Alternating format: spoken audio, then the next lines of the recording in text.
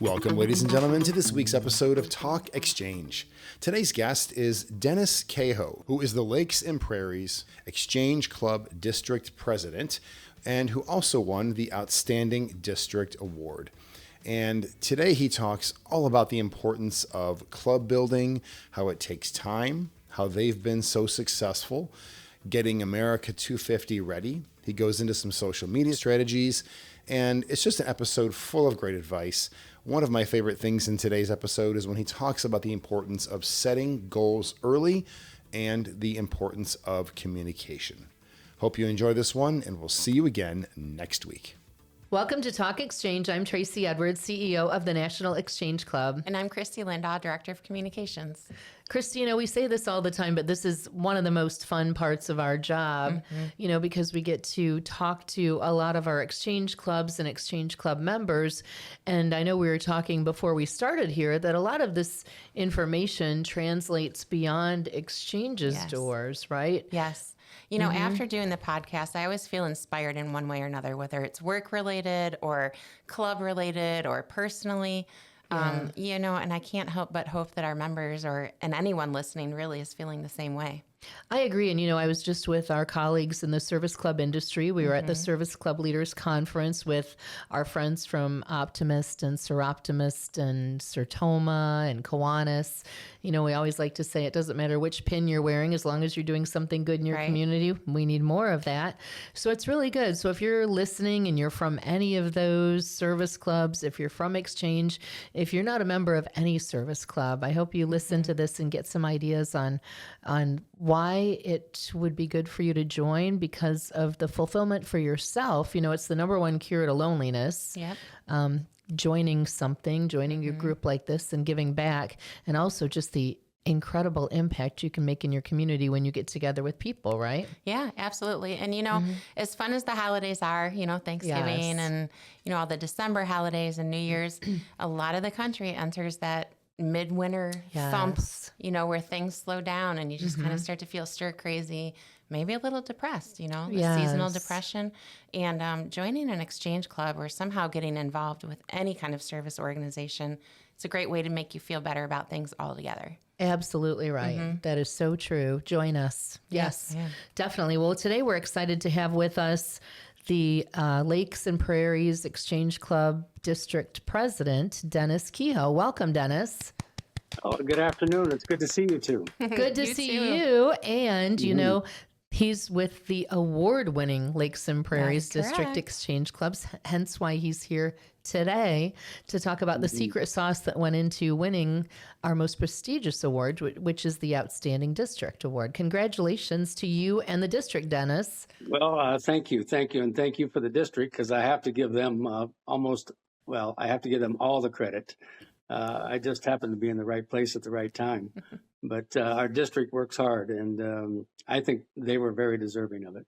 Absolutely. And, their hard work, it was evidenced in everything they did to earn the award. So we want to talk about that today to give other clubs, exchange or otherwise, an idea of how they can engage people. They can be successful. They can help their community and really just feel good and celebrate as a result. Yeah. Okay. So, Dennis, first and foremost of anything, any growth or visibility for exchange is going to be club building. Yes. And that's no easy feat. It's not difficult, but it takes time and collaboration and coordination. So what is your secret recipe for making this so successful? Well, I think in our district, and first of all, we kind of I'm afraid we had the club building on the back burner for a while. And now that COVID has passed and things have kind of gotten back into a more positive frame of mind, we've kind of moved club building up to the front burner. And I think in our case, the key is finding 2 or 3 people in a certain area that are enthusiastic about exchange.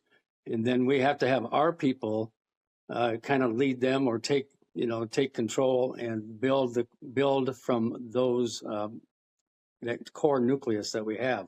So in the case of our Des Moines club, which chartered in January, they had 3 really solid exchange people that were really excited about building the club, especially the club president, Audrey Hebert. And then we had our VFR, Mike Knapp, who was kind of our district person in charge of club building, at least on the Iowa side of our district. He worked with them very closely, and it took a while. It does take a while. You got to get a good group of people together. Once you get that first 2 or 3, you got to really work hard to get the right people after that. And I think between our club builders and that core group, I think that's the key. You got to get people really excited on the inside, and then to have it spread from there. So we were lucky that we had those people in Des Moines, and also in July we began a club in Medford, Minnesota. And once again, there was 4 people in that club that kind of was the leader, and actually our regional vice president, Annette Duncan, kind of led the charge there. So there we had, a good group of 4, plus our VFRs in Minnesota, which Annette is one, and then Katie Smith.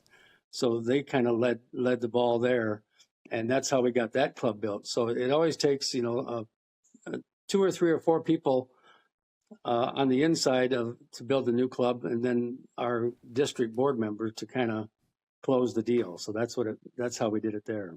Well, excellent. And, for people listening who don't know what a VFR is, in exchange, that person is a volunteer field representative. Their duties have been very well described by the board, and I'm not going to try because I'll let Tracey describe. I don't want to miss out on anything. Well, it's primarily being the constant on new club building, primarily carrying that through, because they don't have a term of office typically, so they're the constant. But I want to go back, Dennis, and have you elaborate on what moved club building from the back burner to the front burner, because we know with human nature, desire follows a decision, right? You need to make the decision, and then you want to do something, right? Once you've made the decision. So what was the catalyst in moving club building from the back burner to the front burner? Well, honestly, we lost a couple clubs during the COVID years, and we realized we needed to do something to get this district back moving forward again.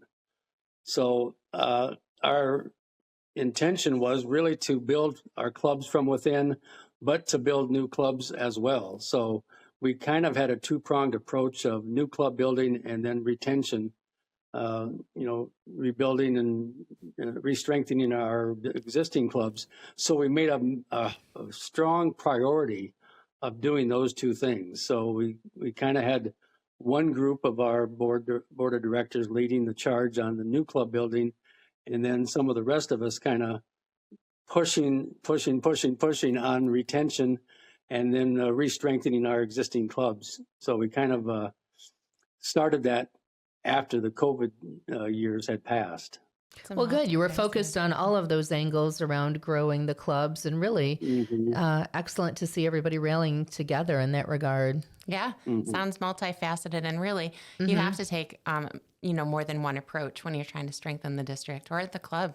Definitely. And from there, we're aware that in order to win the award, 75% of the districts needed to do and input into our database the service projects. Tell us how you inspired so many clubs to want to earn the National Service Award.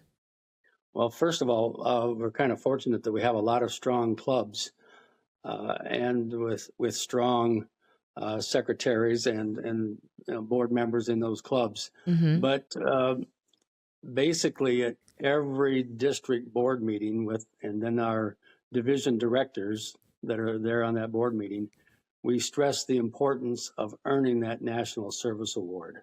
So, we'd like to think we should have 100%. Yes. For some reason that hasn't happened, because some clubs earn their National Service Award very early in the year, and then other clubs are slower to. But during every board meeting and with all the division directors, we stress the importance of winning that award. So, and Kristie, as you might want me to explain, a division director is a board member that has 2 or 3 or 4 clubs that they kind of oversee. and we want to make sure that the division directors, who are closer to our boots on the ground, I guess, really push that to each of the clubs, that they list their projects that they do, and all the things that they do to enhance our communities. We want them to make sure that those are listed with the national office. So you said you emphasized the importance of earning the National Service Award, and how exactly did you explain that to people? What was the importance that you put in front of them? Well, the importance is we're doing those things already, so we might as well get credit for what we're doing, and to let all the other clubs in our district to know what each other is doing. Mm-hmm. So it's important that we list all of our activities so that we know what each other is doing, and to kind of just to show how important our clubs are within our community. So we say that to make sure that when we get out there and do something, that we're listing that on our national with our national office to show everything that we do. Well, that's good. And everything you do is really helping the community. You know, the more these clubs do and get out there. And to your point, a lot of clubs are doing these things and, you know, may as well get the recognition, because we want people to know that Exchange is doing these things in the community. Absolutely. And I bet it helped a lot with your recruitment efforts as well. Right. That's true. Yeah, because one of the things as far as recruiting that I'd like to emphasize to a lot of the clubs is to get out there in the community and take part in events and talk about your club and Exchange and what we do. So to get our face and our voice out there in the community. So that's one way we can recruit. I know my own personal club sponsors a dinner at the AMVETS twice a year. And just by going there and telling of the projects that we do and what Exchange stands for between Americanism and youth and the community, you know, we've gotten members that way. So I want to stress for all the clubs to get out there in your community and talk Exchange. Ooh, he's speaking my love language. I love that. You're right about that, because, you know, the community needs to see value in having the Exchange Club in that community, right? And that's what you're doing. They need to be able to connect the dots via seeing you associated with those projects, seeing your club out there in the community, and then they see, oh, that Exchange Club does a lot in the community. We need them here. And then they'll support it and they'll know about it and help be your cheerleader. Absolutely. Absolutely. Well, if I can make an extra comment on that. Certainly. Too often, you know, we've always said we're the best kept secret, which is kind of a shame, but this coming year, if I can jump to America 250, yes, I think 2026 is going to be our best opportunity in ages to get our club's name out there and what we do, and just to raise our profile. So 2026, I think, is a key year for Exchange to grow and to get our name and recognition, to really raise our profile. Absolutely. And I'm going to put in a shameless plug here. We've got lots of materials, wearable and distributable, and you name it. We are America 250 ready. So head over to the member website. Good point. And check that stuff out. Yeah, Exchange can be a leader in you know, the community events for America 250. Speaking of that, if we want to jump to that and tell us what your community is doing for America 250 that's led by Exchange. Well, I know in our Waterloo, Cedar Falls area, and those two cities are kind of side by side.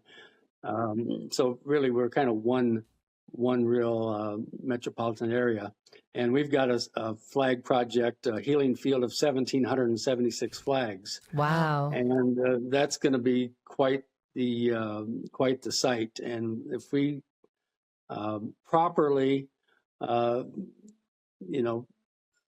show ourselves as the leader of this display, I think we can really raise our profile and get people to know a lot about Exchange. So I think that's the key. In the Owatonna area, they're doing an 800 to 1,000 flag display. So the Nice. Owatonna clubs, and there's really 4 in that area that are kind of getting together. And in Omaha, you'll see something at the National Convention. I'm not sure exactly Yes. what they have planned yet, but I know that in Omaha, the club there is planning for a display or either an avenue of flags or a field of honor for our national convention. So that's pretty exciting. Very Great. exciting. That's awesome. Yeah. Well, getting back to the district impact, tell us, because Kristie and I, when we were preparing to talk with you, we recognized that, your district submitted for Member of the Year, Rookie of the Year, Youth of the Year, and Ace of the Year. How did you motivate those clubs to fully participate in all of those different areas in the National Awards program? Well, this really kind of goes back several years because our district has been really good about promoting our own members for like district Rookie of the Year or whatever. So my forerunners, I'm going to say, people like Katie Smith have really been good over the years of really promoting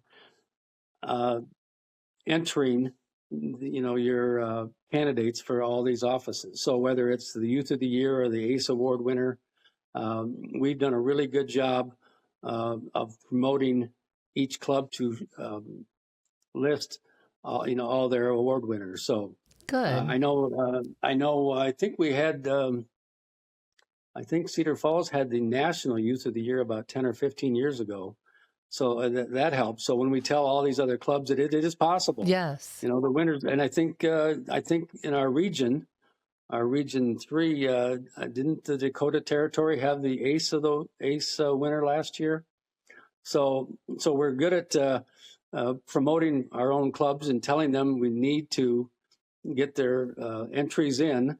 I believe it's always by April 15th. Tell me if I'm wrong, but I know we always have to have our entries in, and we really we push hard to get them to list all their candidates for all the different awards. Well, that's great. It sounds like the clubs are very engaged in this process in the district. So this conversation shows me that the Lakes and Prairies District Exchange Clubs are especially good at engaging the clubs around all of these things. Yep. So, and Dennis, everything we've talked about, everything you've mentioned is, of course, going to have some sort of digital presence, some sort of digital accommodation, whether it's social media or the website. So how have you used those tools to achieve these goals or further your objectives in each area? Well, I know on our website we list all the the bio of all of our district board members, and then we kind of list our award winners for each year. So we kind of make sure our website is up to date. And then I'm sure you're familiar with our newsletter. Yes. And Randy Sobrecht does a great job with that newsletter. He's kind of has a radio and newspaper background, so he knows how to put these things together. So it's just good communication through the district.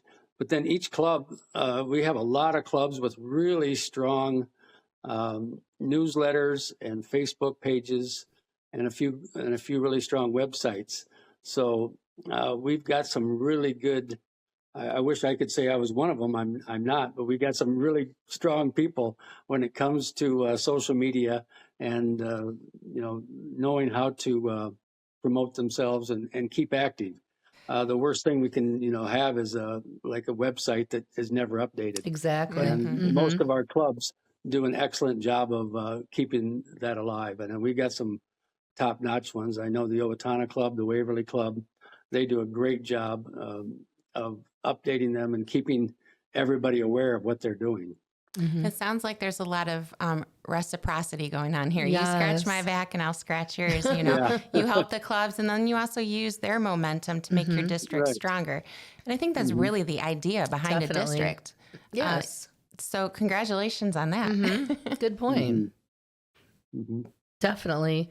And as you're talking a lot about how all of these people work together. So tell us the leadership qualities or habits that you believe contributed to this year's success and beyond. I know you mentioned the leadership of a few people, but how do you instill that when new people come on board? Or are there certain qualities you look for in a leader so that they can continue this successful path that the district is on? Yeah, that's a good question. I'm going to kind of backtrack because I haven't mentioned two people in our district yet. One is our immediate past president, Sharon Klein. She was a very hands-on district president, and she was really involved, and to this day still is. I talk to her. I try to talk to her every week or two just to make sure I know what's going on in Minnesota, especially because she's really on top of things. And the other person I want to mention is our district secretary. I think in general, club secretaries and district secretaries are kind of overlooked or maybe the unappreciated people, and they are very, very important to kind of keep everybody aware of, of what's going on. And in the minutes, they kind of like are the pulse of what's happening in a district. So true. Instrumental. I think it's important for a district president or maybe all board members to have a good relationship with the district secretary because they really know what's going on. They really are paying attention to what's going on. So we've got a good group, and we just keep communicating. So we're always either calling each other or more often emailing each other, and keeping each other on top of what everybody else is doing and what's going on. Definitely. And backing up a little bit to your leadership, what's your method then for recruiting new people to the board? I know you're out and about in the district a lot. Are you looking for a particular type of person that's getting things done out there? So this, I can say this year for my board, I've added 2 new people, one vice president and one division director. Great. That I feel, so it's always important to have some new people on the board, because I think the worst thing we can do is have the same people there all the time and start doing everything the same way over and over again. Right. So when we try to get new people, we try to look people that are really, to me, really organized and are really passionate about what we're doing, and to kind of try to go back to their strengths. So we have 2 new people that I think in different ways are really going to add a lot to our district. So we're looking for people that really have the exchange passion within them. And you'll meet, if you haven't already met him, you'll meet our new vice president in Omaha. He's from the Omaha Club, Bill Krieger. And he's going to help make that our convention a really, really good one for our district. So we're glad to have him. But yeah, we're looking for new people that really have the passion for exchange. Awesome. Yeah. And I think I know what you're going to say. Yeah. But if you were able to dole out some advice for districts that are trying to strive for this kind of success or to even exceed what you've been able to do, what would you tell them? I would say just to start communicating with all the members of your board, getting committees together, and kind of pushing each other to exceed. Just to keep working and keep talking to each other, and really just strive for the best, and set your goals high. That's what I think we need to do. One of my problems, I think, has always been, while I think I'm pretty good at thinking outside of the box, my problem is I think out of a very small box, I'm afraid. Because I need to start thinking out of a bigger box, because I never would have thought of 1,776 flags.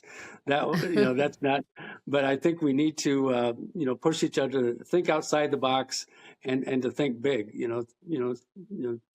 strive for the best, try to do the best we can, and and shoot for that. So that's my advice, is just to set your plans, set your goals early, communicate, and then strive for the top.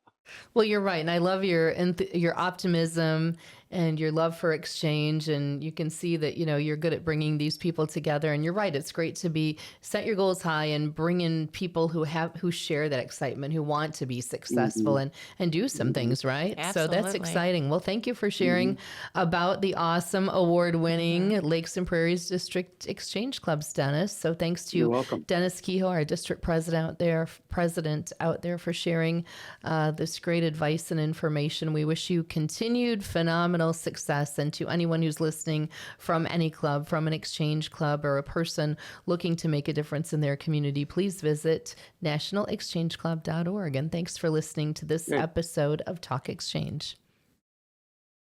Thanks, Dennis. Yeah, that was great. Yeah. Thank you. And happy birthday to you on Thursday, and happy Thanksgiving. Thanks for joining us today.